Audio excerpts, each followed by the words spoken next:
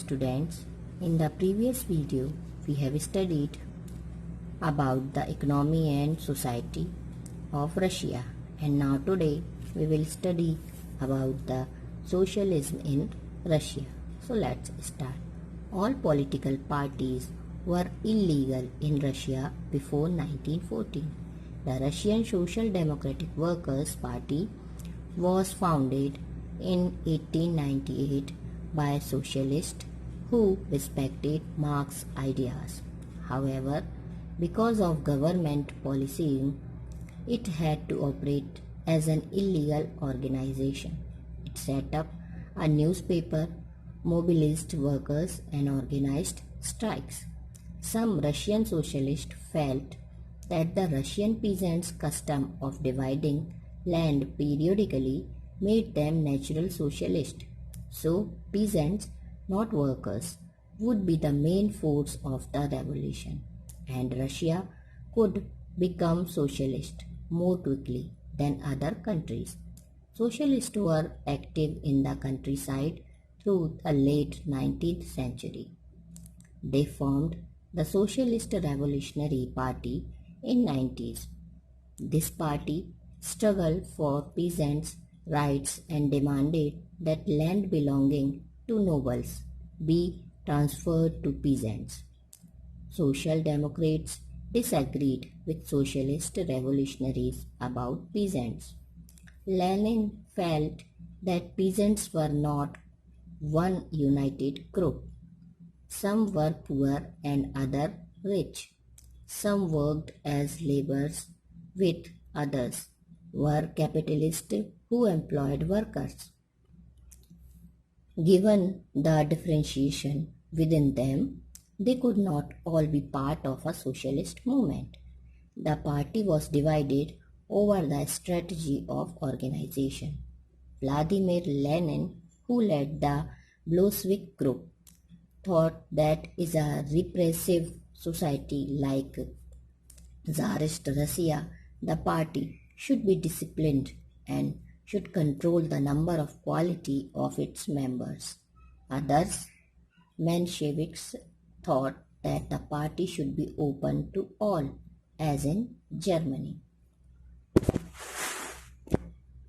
Students, Russia में 1914 के पहले सभी पार्टीज को इलीगल घोषित किया जाता था। जार का जब शासन था तो जार के शासन में यदि कोई भी किसी भी तरह की पार्टी बनाता था तो वह इलीगल कहलाती थी।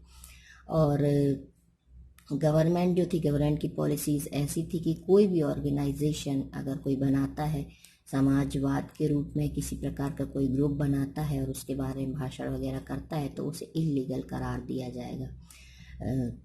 इसके बावजूद भी सोशल डेमोक्रेटिक वर्कर्स पार्टी बनाई गई 1898 में, जो कि इलीगल तरीके से काम कर रही थी वहाँ के कानून के मुताबिक, और उन्होंने एक न्यूज़पेपर भी सेटल किया और जो वर्कर्स के बारे में और स्ट्राइक्स के को ऑर्गेनाइज भी करती थी। वर्कर्स की जो आवश्यकताएं होती थी उनके बारे में बातचीत भी करती थी और ज़रूरत पड़ने पर क्रांतियाँ भी करती थी। कुछ सोशलिस्ट यह मानते थे कि रशिया में जो नोबल लोग हैं वो समय समय पर अपनी ज़मीन बांट देते हैं, तो इसका कारण, या बड़े किसान हैं जो अपनी अपनी ज़मीन समय समय पर बांटते हैं, इसका कारण ये है कि वो उनका शुरू से ही वो जो है वो सोशलिस्ट हैं। तो जो पीजेंट्स हैं, जो वर्कर्स हैं, वो इतना ज़्यादा बदलाव नहीं ला सकते हैं जितना कि किसान ला सकते हैं। ऐसा जो समाजवादी थे उनका मानना था कि जो रशिया कंट्री है उसमें अगर किसान पूरी तरह से इन्वॉल्व होकर काम करें, क्रांति करें, तो वो पूरे रशिया को जो है वो समाजवादी बना सकते हैं। और जो रशिया है वो 19th सेंचुरी में सबसे पहले यूरोप का समाजवादी देश बन जाएगा। तो उन्होंने एक पार्टी बनाई, सोशलिस्ट रिवॉल्यूशनरी पार्टी बनाई। और लेकिन जो कुछ, और ये पार्टी जो थी वो जो पीजेंट्स थे उनके राइट्स के लिए और उनकी जो डिमांड होती थी नोबल्स से, उनके लिए वो बात करती थी कि इन डिमांड्स को पूरा किया जाए। सोशल डेमोक्रेट्स जो थे वो इस पार्टी से डिसएग्री करते थे और लेनिन जो थे, लेनिन यह मानते थे कि जो किसान हैं और जो बाकी के जो पीजेंट्स हैं उनमें एकता नहीं है। कुछ बहुत ज़्यादा गरीब हैं, कुछ बहुत ज़्यादा अमीर हैं, कुछ लेबर के रूप में काम करते हैं, कुछ के पास बहुत अधिक ज़मीनें हैं जिस पर वो अपने काम करवाते हैं लोगों से। तो इसलिए वहाँ पर जो पार्टी थी वो ऑर्गेनाइजेशन के रूप में अब डिवाइड हो गई।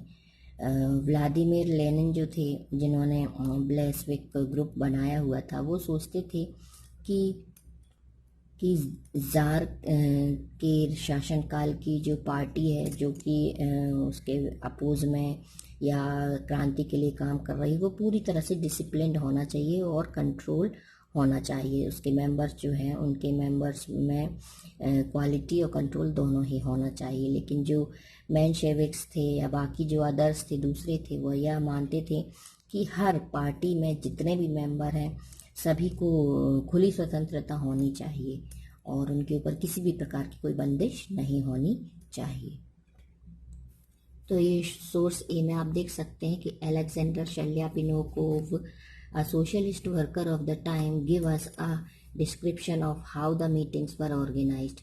अलेक्जेंडर शेल्यापिनोकोव ने उस समय के बताया हुआ है कि डिस्क्रिप्शन किया है कि किस तरह से वो मीटिंग रखी जाती थी। Propaganda was done in the plants and shops on an individual basis. There were also discussion circles.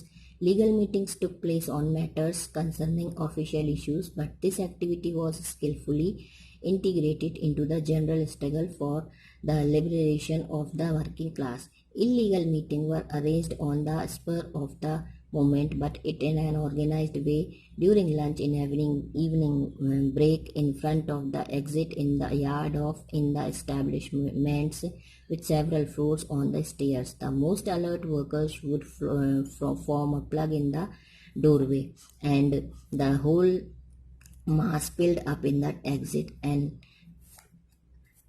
agitator would get up right there on the spot. Management would contact the police on the telephone, but the speeches would have already been made and the necessary decisions taken by the time they arrived.